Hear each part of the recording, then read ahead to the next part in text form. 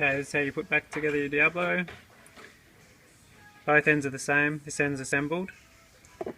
We've got the axle washer in place. Take the bearing, slide the bearing onto the axle. Take the washer and we're taking the right risen edge, putting that face down. Then we take our spacer, plastic spacer, and that goes on next. And then we take our locking washer, that sits down inside. And then we take our next cup,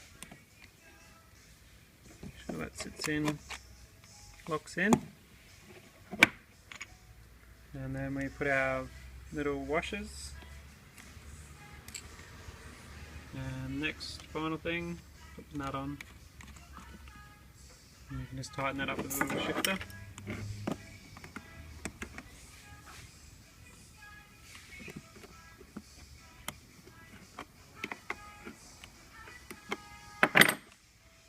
That's it.